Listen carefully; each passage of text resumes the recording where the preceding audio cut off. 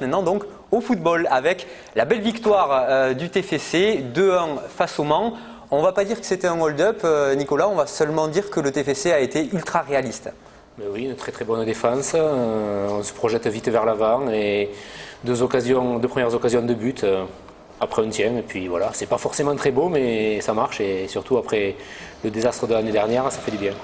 D'autant que le TFC sortait de 2 matchs nuls, donc il fallait quand même accrocher des points. Le Mans avait 4 victoires consécutives à son compteur, mais finalement Toulouse a réussi à les faire déjouer tranquillement. Et je pense que le TFC se méfie énormément de cette équipe du Mans qui effectivement avait une bonne série de résultats.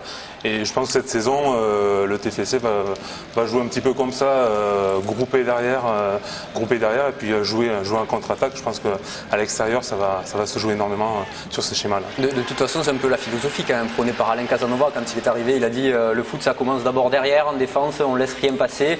On est dans un pays du sud-ouest où on aime bien le rugby, on aime bien la castagne, donc on va montrer ces valeurs-là, de bien défendre et après on verra pour l'attaque. Mais déjà avec Bombert, c'était ça, avec Bob, c'était ça également, donc en fait, c'est un changement de la continuité, si on peut dire.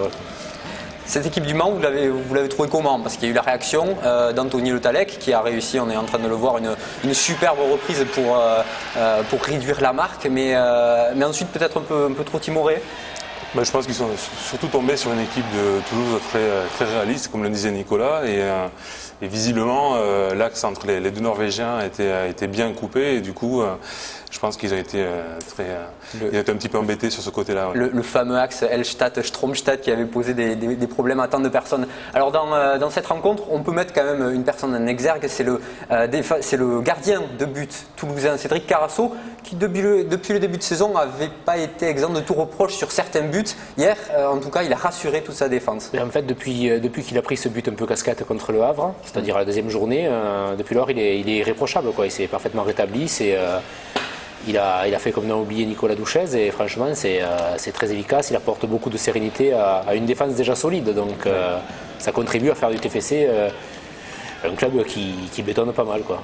Des défenses qui a été quand même un petit peu remodelée avec l'apport d'Alben Ebondo dans son couloir qui a notamment amené le premier but, et puis Mbengue, le jeune arrière-gauche qui a bien tenu. Qui a bien remplacé Jérémy Mathieu, et je crois qu'il a 18 ans.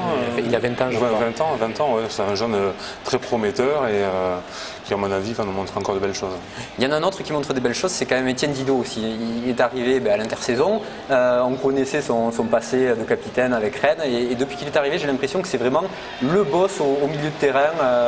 Il impose une espèce de prestance qui donne du rythme à tout le monde, et il sait repositionner tous les joueurs. Il récupère, il attaque, il est un peu partout, il a beau entre guillemets, donc lui et Carasso sont des leaders qui se sont imposés très vite dans le vestiaire.